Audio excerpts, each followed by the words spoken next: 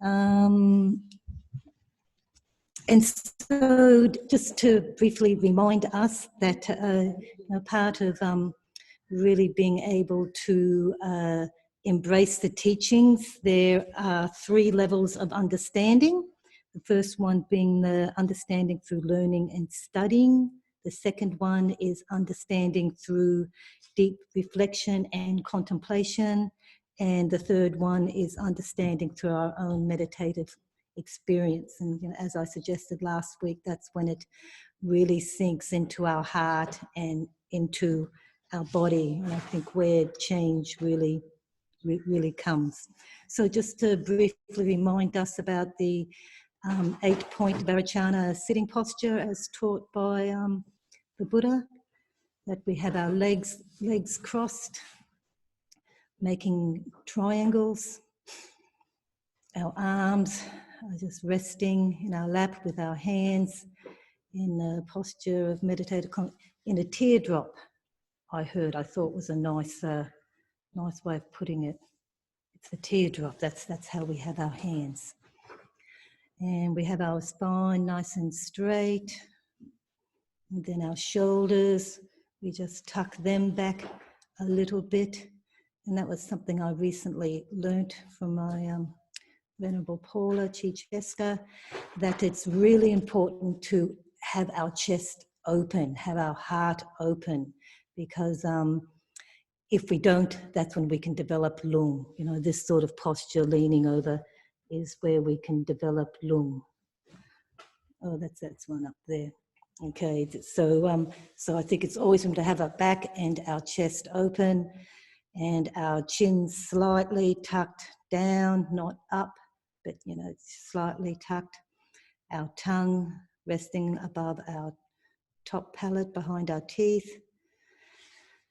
And our eyes just resting,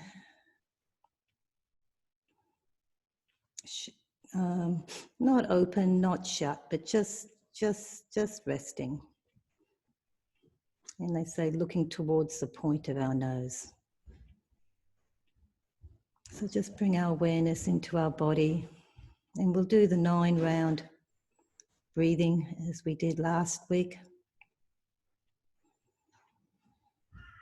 And this is associated with our inner channels. So I've heard Lama Zopa teach that as we breathe in through the left nostril, goes all the way down, crosses at around the level of our navel. Breathe out through our right nostril, comes up through the right channel and expels attachment. So do this twice more.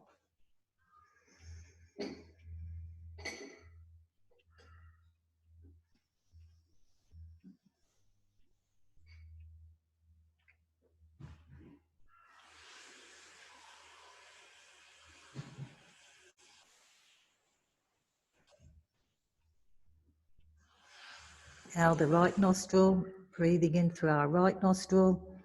That goes down a minor channel next to our main channel. Breathing in light, white light. That crosses at around the level of our navel into the left channel. Breathing out anger. Do this 2 more times.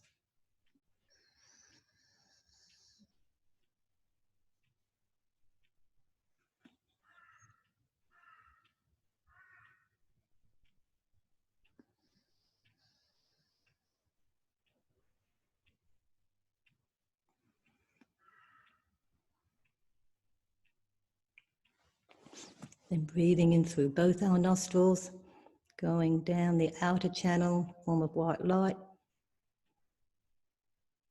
Then when we get to our navel, instead of crossing, it comes up through the central channel, breathing out all our ignorance, our misunderstandings. So do this twice more.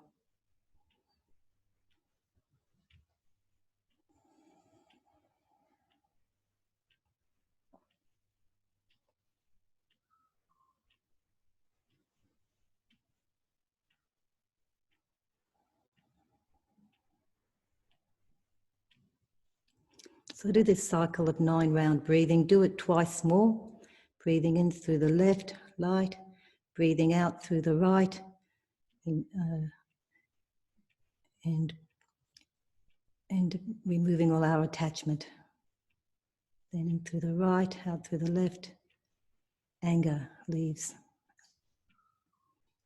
Then both through the middle, out through the central channel, and all our misunderstandings, all our ignorance. So twice more.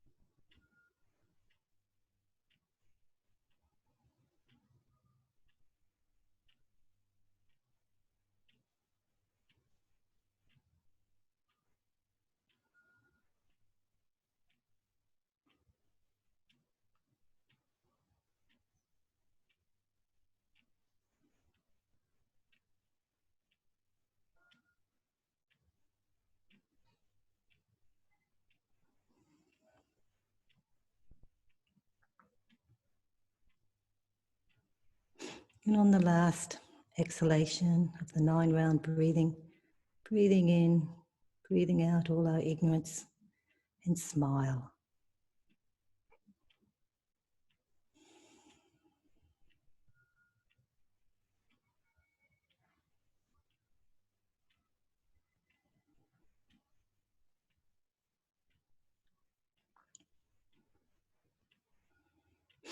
Smile, and let's take refuge. Similar to what we did last week. I and all transmigrating beings, pervading the farthest reaches of infinite space. All of us from this moment on until we attain enlightenment, go for refuge to the glorious holy gurus. We go for refuge to the fully accomplished Buddha Bhagawans. We go for refuge to the pure Dharma. We go for refuge to the Arya Sangha.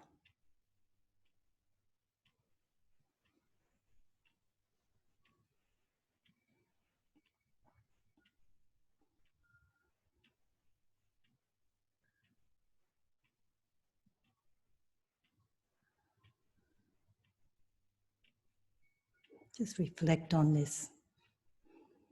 When we do this, it's like doing a whole sweep of the whole path, whole Lam Rim.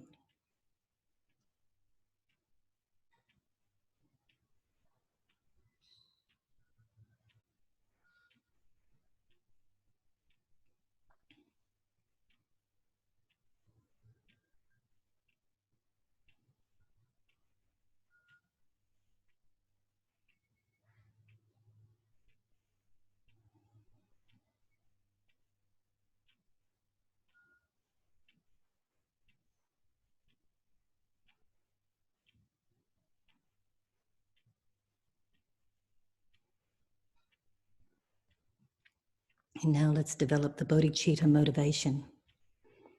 I will attain the state of a Buddha and lead all transmigrating beings into that state of enlightenment.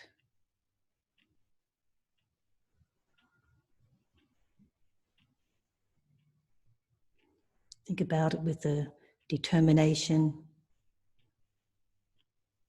and contemplate on the completeness. This is for everybody.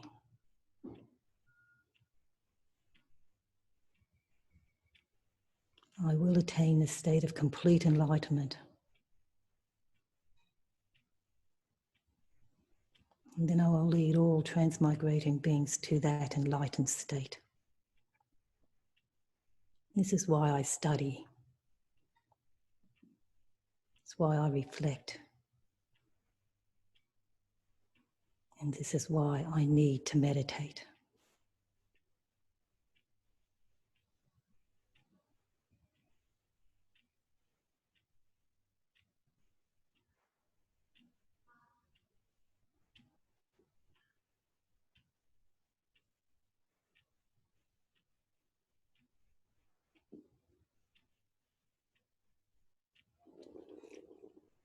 So with that strong resolve, we're going back to basics.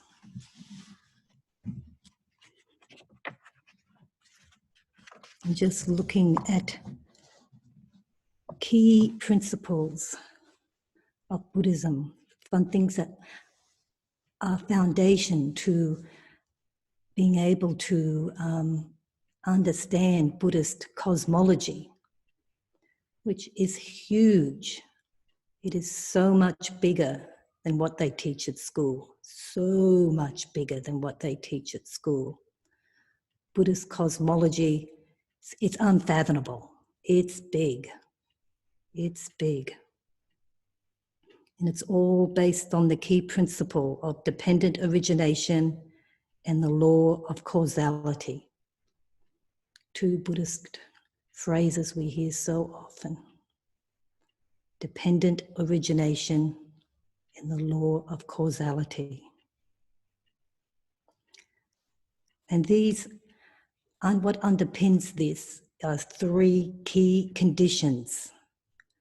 The first one is the absence of a designer or a creator. In Buddhist cosmology, there is no designer, there is no creator. Things are all based on causes and conditions. Dependent origination. On karma, which means action. In Buddhist cosmology, nothing's ever standing still. There's nothing that we can really grab hold of,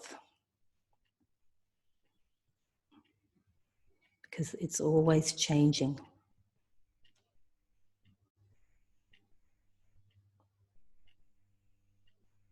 Until we're enlightened. The second key condition is the condition of impermanence. Impermanence. Nothing is permanent. Everything is always changing every second, every millisecond. And the final condition is the condition of potentiality. This is where the hope is. It's always potential, because things are always change. There's always the potential, there's always the hope that things will improve, that we will get it right. But let's just go back and look at impermanence to really see if we can get a deep understanding of impermanence. Let's just go internally. As we breathe in oxygen. The oxygen goes into our lungs, picked up by the blood, and off it goes throughout our body, being a part of many of the chemical reactions, chemical changes. You know, our body is, I can't remember, but it's about 60, 70% water, our body, which is a fluid. It's always moving, always changing. There's nothing solid about our body. It's always recycling itself. Our skin.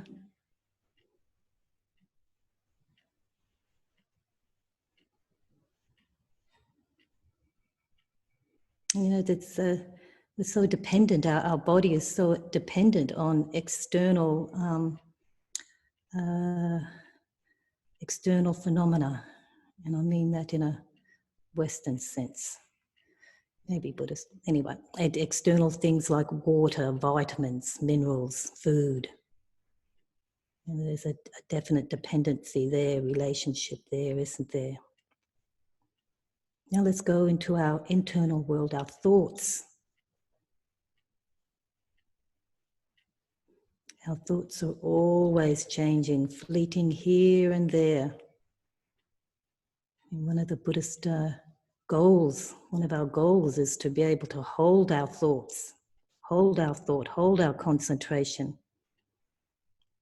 But it's not our nature. Our nature is to always be changing, to always be moving. Our thoughts flitting here, flitting there, like a monkey going everywhere.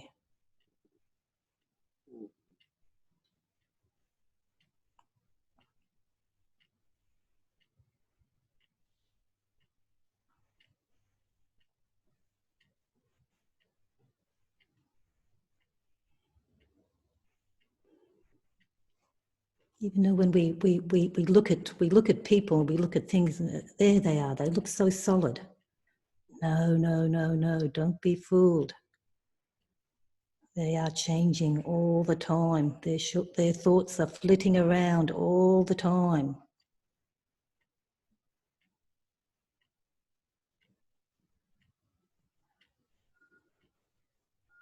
Every aspect of our reality is impermanent.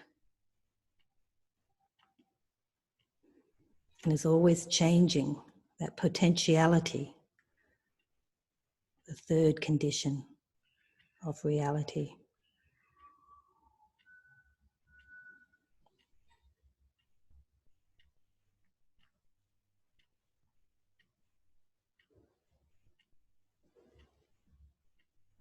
Here our causes and conditions act as a basis for the arising of consciousness and experience.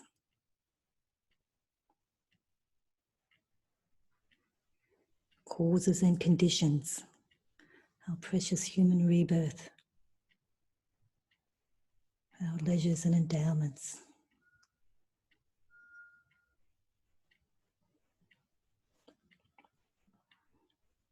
And you know, with Buddha's cosmology, beginningless time, that this life is like you know, Shantideva said it. You see this metaphor used often.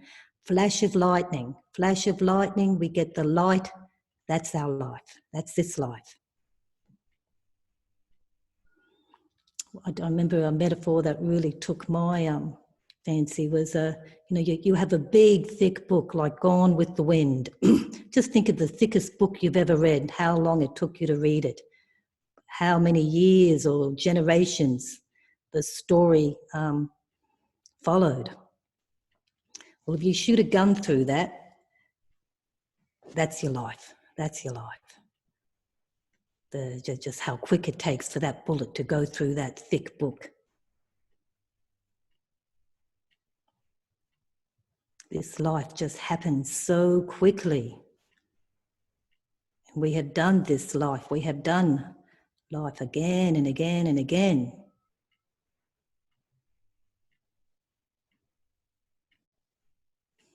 At times our life feels like a drag. That's just our mind playing tricks on us.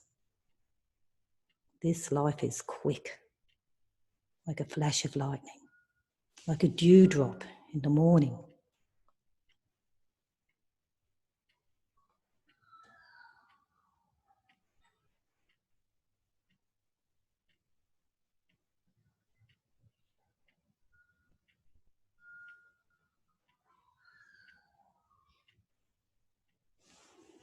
And then let's go on to the 4 principles of reality.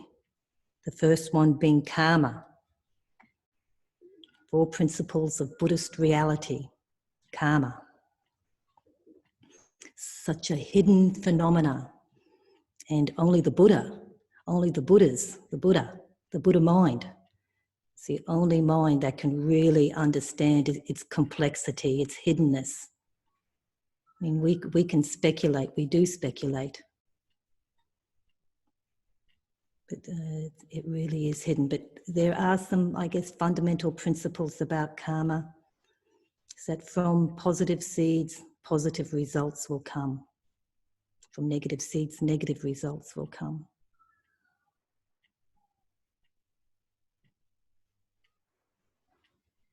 That's part of the potentiality, isn't it? The condition.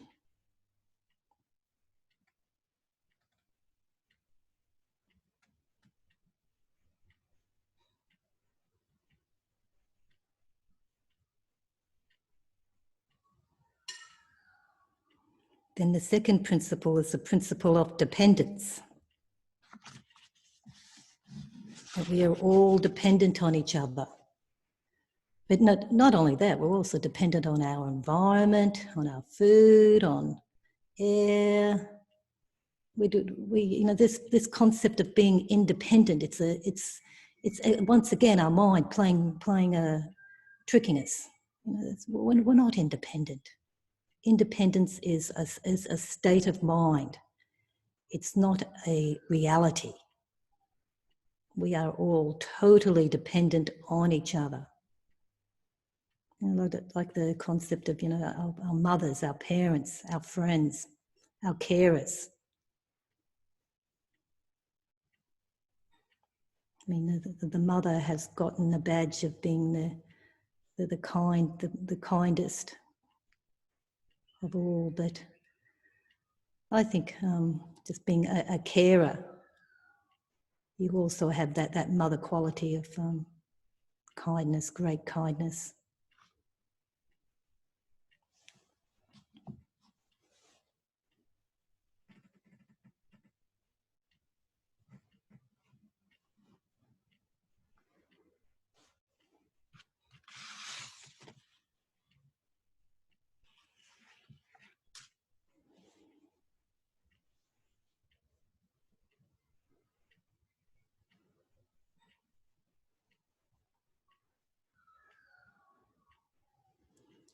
Then another basic principle is the principle of function.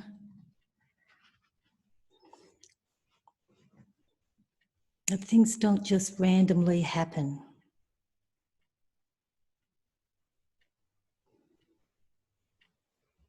Generally speaking, there is some logic about how things work.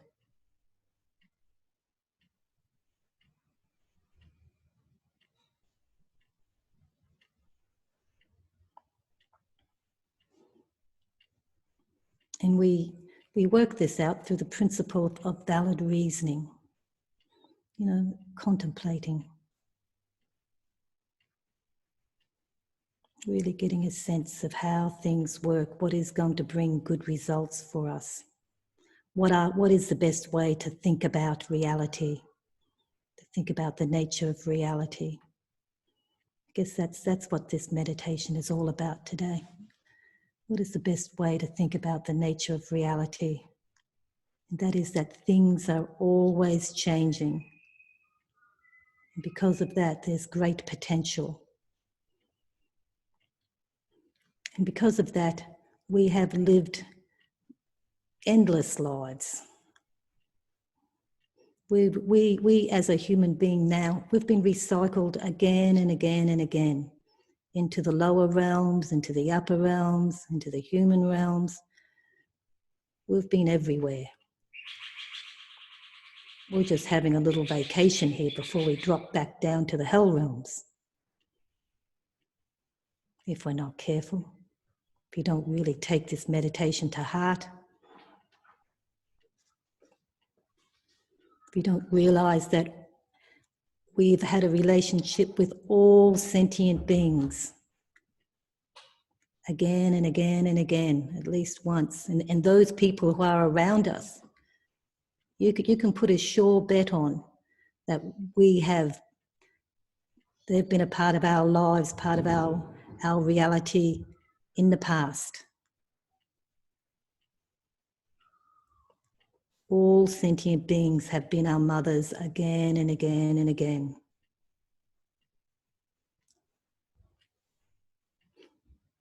And this is the only valid way, really, to look at other beings. You know, we may think, oh, but they've also been my enemy. The only reason they've been your enemy is because that's the label that your mind has given. Not because they really have been. It's a label. Label enemy. It's not true. You know, anything that happens to you is based on causes and conditions you've created in the past. But we can say with certainty that all beings have been our mothers. That is a part of Buddha's cosmology. This recycling process, this cycling, this evolution.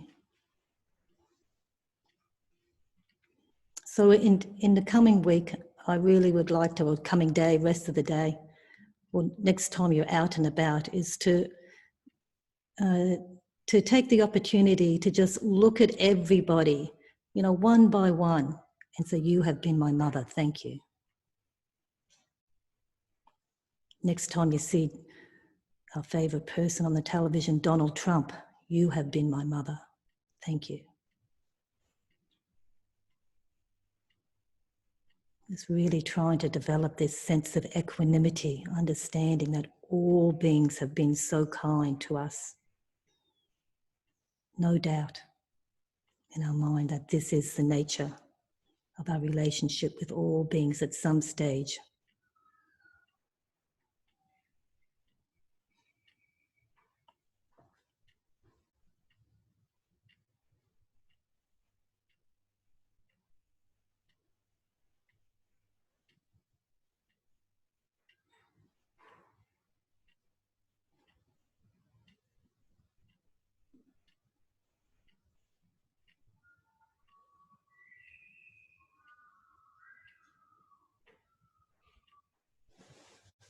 And we'll just do the dedication. I dedicate the merit generated by myself and others to the great enlightenment.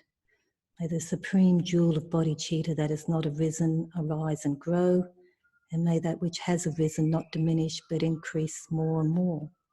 May the supreme jewel of the wisdom understanding emptiness that has not arisen, may it arise and grow. May that which has arisen not diminish but increase more and more. In the land encircled by the snowy mountains, you are the source of all happiness and good, all-powerful. Shenrezig Tenzin Gyatso, the source of all our happiness for everyone in the world. Please, please, please, please live long.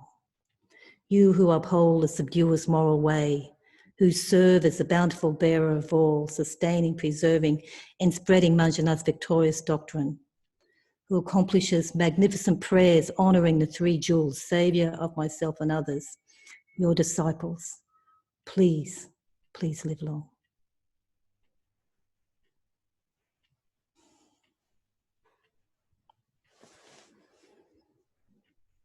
Okay, sorry if I went a little bit over time there, sorry. And we've got Geshe-la next. Yay. We'll see you next week. Thank you.